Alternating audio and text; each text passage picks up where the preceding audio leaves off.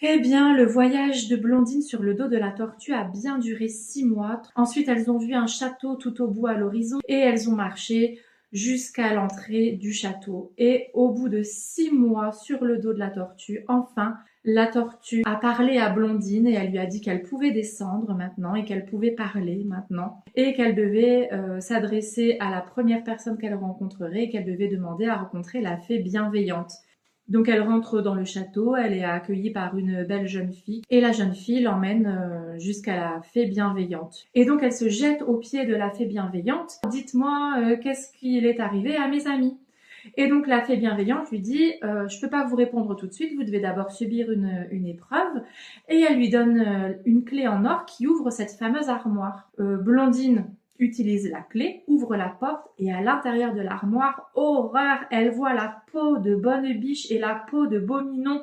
C'en est trop pour elle, elle hurle, elle s'évanouit. Et alors là, il y a un jeune homme qui se précipite dans la pièce et qui dit maman, maman, notre amie souffre trop, arrêtez de la faire souffrir. Elle réveille Blondine avec sa baguette magique. Et elle lui dit ne souffrez plus, c'est moi, je suis Bonne Biche et voici mon fils Beau Minon. Je suis la fée bienveillante et c'est le prince parfait et le mauvais génie de la forêt nous a transformés en Bonne Biche et en Beau Minon. Tout va bien. Quand vous avez cueilli la rose, en fait, vous nous avez délivrés et on est revenu chez nous. Mais en fait, moi, j'avais mis cette rose à part parce que je savais que vous alliez souffrir, parce que vous alliez croire qu'on était mort.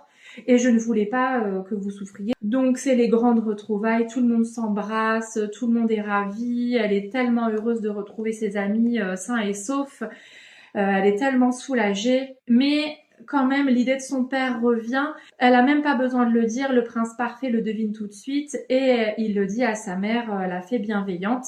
Et donc la fée bienveillante lui demande de se préparer parce qu'ils vont vite lui rendre visite. Et donc ils arrivent chez le roi Bénin. La princesse Blondine se jette dans les bras de son père, ils s'embrassent, ils se font un gros câlin.